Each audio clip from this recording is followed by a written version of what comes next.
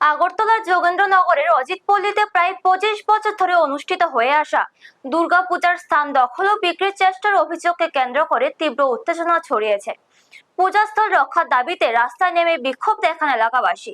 স্থানীয়দের অভিযোগ, জীবন দে ও সুজিত দত্ত নামে দুই ব্যক্তি পূজাস্থল হিসেবে ব্যবহৃত জমিটি অবৈধভাবে দখল করে বিক্রির চেষ্টা করছেন। এলাকাবাসীর দাবি, গত 25 বছর ধরে সেখানে নিয়মিত দুর্গাপূজা অনুষ্ঠিত হলেও আগে কখনো কেউ জমির মালিকানা দাবি করেননি।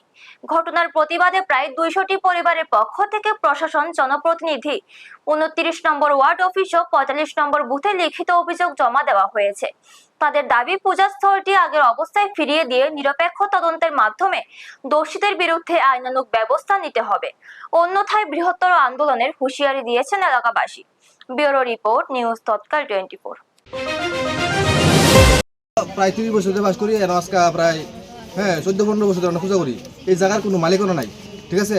ওখানে এর কিছুদিন আগেও প্রায় 5-6 জন মালিক আনছে, কোনো মালিক নাই, মালিক বানাই খালি জায়গার ব্যস্ত চা, ঠিক আছে। এদিকে জীবন দে, ব্র্যাকেটে দিফু, এরপর দিছিরা এরপর দিছে ওই তাই ইনভলভ আছে, তার নাম সুজিত তাই ইনভলভ আছে, ঠিক আছে। এই জায়গাটা খালি বেসনের লেগে কয়েকবার ফাটিয়ে আনছে।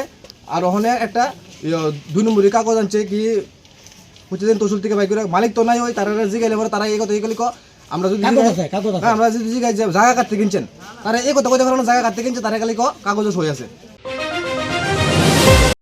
প্রশ্ন হচ্ছে এখানে আমার জনসাধারণের যাতে আমরা এখানে পূজা করতে পারি, বাস একদম পরিষ্কার ওই। কিন্তু এখানে রাজনীতি বুঝি না, তোমার বাবা বুঝি না, আমার বাবা বুঝি না, হের বাবা বুঝি না, এটা সবারই ছেলেমেয়েরা নিয়ে যাতে আমরা পূজা করতে পারি। এটার লাগিয়ে তোমরা রাখা হয়েছে, এটার একটা সুরেখা লাগিয়ে তোমরা একটা স্টেপ নিবা।